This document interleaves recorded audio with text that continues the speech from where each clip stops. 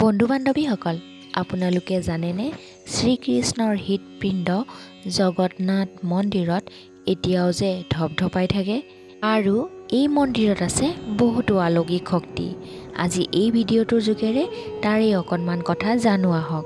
উৰিষ্যা ৰাজ্যৰ পুৰীত অৱস্থিত ভগৱান জগন্নাথ মন্দিৰ ভাৰতৰ 4টা পবিত্ৰ ধামৰ ভিতৰত অন্যতম। ভগৱান জগন্নাথৰ এই ৰথ যাত্ৰাত তেওঁৰ ভাতৃ বলভদ্ৰ আৰু ভগ্নী সুভদ্ৰায়ো অংশগ্ৰহণ কৰে। বিশ্বাস কৰা হয় যে এবাৰ ভগৱান জগন্নাথৰ ভগ্নী সুভদ্ৰাই নগৰখন চাবলৈ ইচ্ছা কৰিছিল। ভগ্নীৰ এই ইচ্ছা পূৰণৰ বাবে ভগৱান জগন্নাথ আৰু বলভদ্ৰই তেওঁৰ ৰথত উঠাই নগৰ দেখুৱাবলৈ গ'ল। এই সময়ত তেওঁলোক গুণ্ডিচাত থকা পেহীয়েকৰ ঘৰলৈও গৈছিল। তেতিয়াৰ পৰাই আৰম্ভ হ'ল এই ৰথ যাত্ৰাৰ পৰম্পৰা।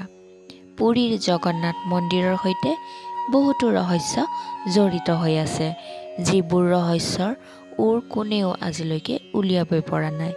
পুৰীৰ জগন্নাথ মন্দিৰ ইমান অলৌকিক যে বিজ্ঞানৰ ওচৰতো এই ৰহস্যৰ উত্তৰ নাই। জগন্নাথ মন্দিৰত ভগৱান জগন্নাথ, বলভদ্ৰ আৰু ভগ্নী সুভদ্ৰাৰ প্ৰতিমা আছে। ভগৱান শ্ৰীকৃষ্ণই যেতিয়া তেওঁৰ দেহ ত্যাগ কৰিছিল তেতিয়া তেওঁক দাহন কৰা হৈছিল বুলি বিশ্বাস কৰা হয়। শ্ৰীকৃষ্ণৰ শৰীৰটো পঞ্চভূতৰ লগত বিলীন হৈ গ'ল যদিও হৃদপিণ্ডটো স্বাভাৱিক আৰু জীৱিত অৱস্থাত থাকি গ'ল। কোৱা হয় যে তেওঁৰ হৃদপিণ্ড এতিয়াও সুৰক্ষিত অৱস্থাতেই আছে। ভগৱান জগন্নাথৰ মূৰ্তিৰ ভিতৰত তেওঁৰ হৃদয় আছে বুলি বিশ্বাস কৰা হয় আৰু আজিও ধপধপাই থাকে। প্ৰতি 12 বছৰৰ মূৰে মূৰে জগন্নাথ মন্দিৰত ভগৱান জগন্নাথ, বলভদ্ৰ আৰু তেওঁলোকৰ ভগ্নী সুভদ্ৰাৰ প্ৰতিমা সলনি কৰা হয়। যেতিয়াই এই মূৰ্তিবোৰ সলনি কৰা হয় তেতিয়াই সমগ্ৰ চহৰখনৰ বিদ্যুৎ বন্ধ কৰি দিয়া হয়। এই সময়ত এই মন্দিৰৰ চাৰিওফালে অন্ধকাৰৰ সৃষ্টি কৰা হয়। 12 বছৰৰ মূৰত যেতিয়া এই মূৰ্তিসমূহ সলনি কৰা হয় তেতিয়া মন্দিৰৰ নিৰাপত্তা ব্যৱস্থা CRPFৰ হাতত অৰ্পণ কৰা হয়। এই সময়ছোৱাত যিকোনো ব্যক্তিৰ প্ৰৱেশ নিষিদ্ধ। আন্ধাৰ হোৱাৰ পিছত কোনেও এই মন্দিৰত প্ৰৱেশ কৰিব নোৱাৰে। মূৰ্তি 3টা থকা ঠাইলৈ এজন পুৰোহিতকহে যাবলৈ অনুমতি দিয়া হয়। পুৰোহিতৰ হাতত হাতমোজা পিন্ধোৱা হয় আৰু সমগ্ৰ চৌপাশ আন্ধাৰ হৈ থকাৰ পাছতো তেওঁৰ চকুত কাপোৰ বান্ধি দিয়া হয়, যাতে পুৰোহিতেও কোনোপধ্যেই মূৰ্তিবোৰ দেখা নাপায়। পুৰণি মূৰ্তিৰ পৰা এটা বস্তু উলিয়াই আনি নতুন মূৰ্তিটোত ভৰোৱা হয়। এই বস্তুটোক কোৱা হয় ব্ৰহ্ম পদাৰ্থ। পুৰণি মূৰ্তিৰ পৰা এই ব্ৰহ্ম পদাৰ্থ উলিয়াই আনি নতুন মূৰ্তিত ভৰোৱা হয়। কি এই ব্ৰহ্ম পদাৰ্থ জানো আহক। আৰু কোৱা হয় যে এই ব্ৰহ্ম পদাৰ্থ যদি কোনোবাই দেখা পায় তেনেহ'লে তেওঁৰ লগে লগে মৃত্যু হ'ব। এই ব্ৰহ্ম পদাৰ্থ দৰাচলতে শ্ৰীকৃষ্ণৰ লগত জড়িত। বহু পুৰোহিতে কয় যে মূৰ্তি সলনি কৰি থাকোঁতে যেতিয়া তেওঁলোকে পুৰণি মূৰ্তিৰ পৰা নতুন মূৰ্তিলৈ ব্ৰহ্ম পদাৰ্থ ঢালি দিয়ে তেতিয়া তেওঁলোকে কিবা এটা উঠা নমা কৰা অনুভৱ কৰে।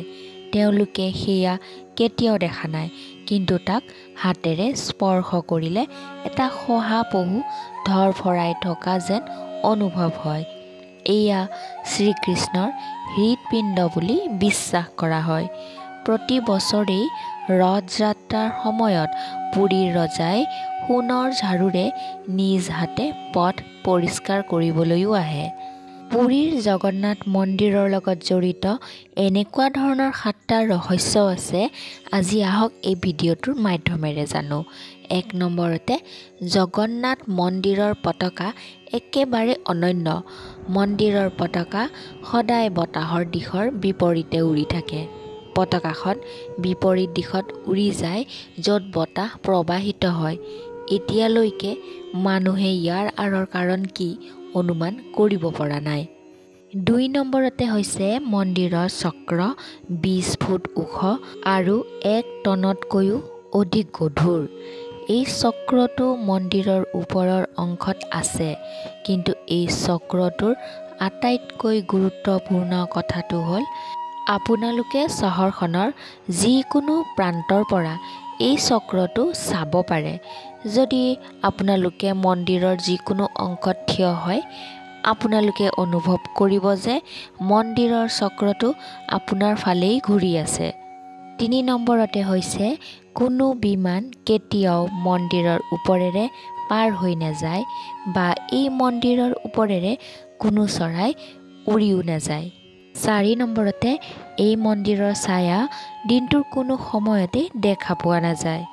5 নম্বৰতে পুৰীৰ জগন্নাথ মন্দিৰত 4খন দুৱাৰ আছে। এই 4খন গেটৰ মূল দুৱাৰক সিংহ দুৱাৰ বুলি কোৱা হয়। যেতিয়া ভক্তসকলে সিংহ দুৱাৰৰ পৰা মন্দিৰত প্ৰৱেশ কৰে, তেওঁলোকে সাগৰৰ গৰ্জন শুনা পায়।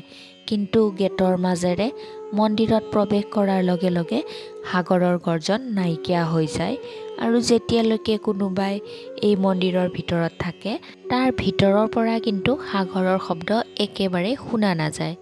6 নম্বৰতে জগন্নাথ মন্দিৰৰ 45 মহলীয়া শিখৰত স্থিত পতাকা সদায় সলনি কৰা হয়, অৰ্থাৎ নতুন পতাকা লগোৱা হয়। মান্যতা অনুসৰি এদিনৰ বাবে পতাকা সলনি নহ'লে 18 বছৰৰ বাবে মন্দিৰ বন্ধ হৈ যাব। 7 নম্বৰতে মন্দিৰৰ ৰন্ধনশালত প্ৰসাদ ৰান্ধিবলৈ মাটিৰ 7টা পাত্ৰ ব্যৱহাৰ কৰা হয়।